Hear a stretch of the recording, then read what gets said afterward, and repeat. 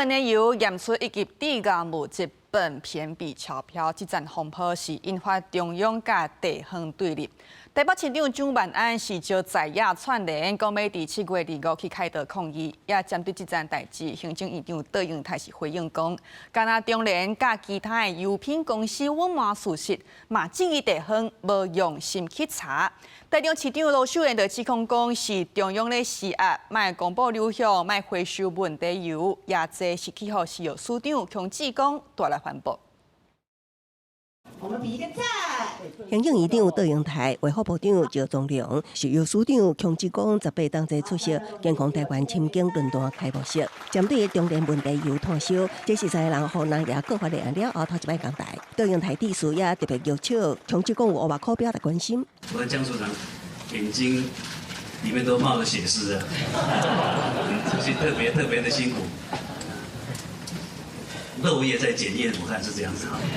台中市長羅秀燕是指控中央施壓地方，唔通公布流向，唔通揭露問題油。國民黨團也不辦政府實質，搶下刪減衛福部甲石油署的相關預算。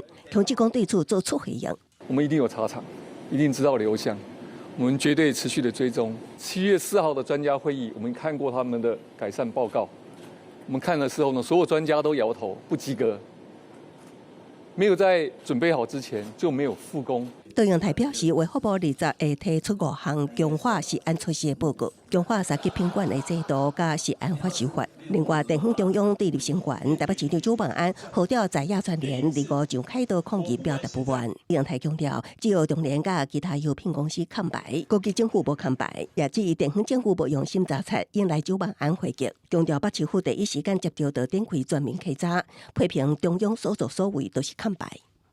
4月1號的產品在宜蘭縣被發現，難道其他縣市沒有嗎？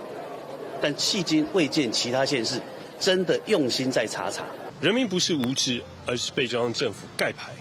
我們到底吃下了多少毒油？人民到現在沒辦法得到中央政府一個清楚的說明。到現在民眾的要求非常的卑微，就是要一個真相。另外，台中市食品藥物安全處表示，擴大抽檢包括中聯福壽服務甲其他品牌下游產品，目前已經抽檢45件，也公布第1批到第7批超標油品流向台中的第2層下游業者名單，有210間攏要求鐵路回收接受查核。記者綜合報道。